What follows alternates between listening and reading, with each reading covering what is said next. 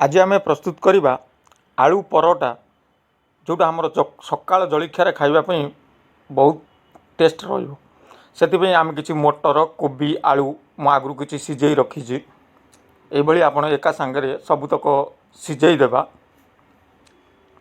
आमर सीझीगला आम ताकू भल भाव छड़े आम भर्ता प्रस्तुत करनवा जोटार आमर परोटा प्रस्तुत हम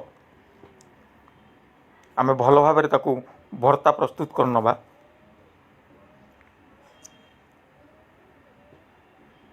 एभली आम भर्ता प्रस्तुत करनवा। एबे आमर भर्ता प्रस्तुत हो जाइए। एबे आम किछि तेल गरम करिबा एवं से भर्ता को आम भल भाव में बघारी दबा जहाँफल आम तेल गरम होगा आम कि कंचा लंका छोट छोट कर काटी देदबा जीरा देदबा एवं से भर्ता को भल भाव में आम बघारी दबा। ये आम लुण देदबा स्वाद अनुसार लंका गुंड चाट मसला एवं गरम मसला आम अल्प दे भल भाव में मिसई दबा।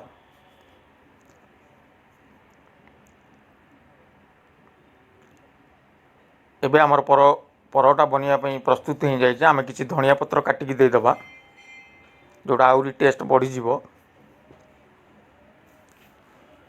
एबे आमर भर्ता प्रस्तुत हो जाए आम ठंडा करने को दबा कि अटा नवा एवं अटारे आम जुआणी यही देदबा मलिकी स्वाद अनुसार लुण देदबा पानी दे भल भाव में आम अटा गुला प्रस्तुत करनवा आमर जोटा परोटा प्रस्तुत हम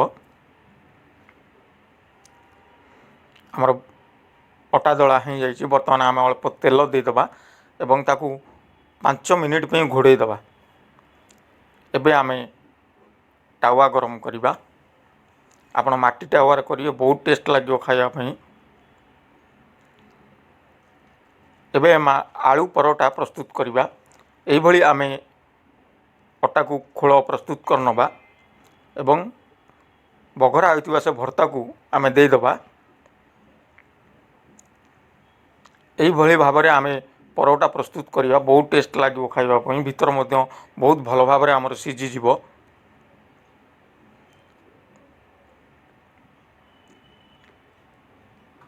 यही आपण ताकू रुटी प्रस्तुत करने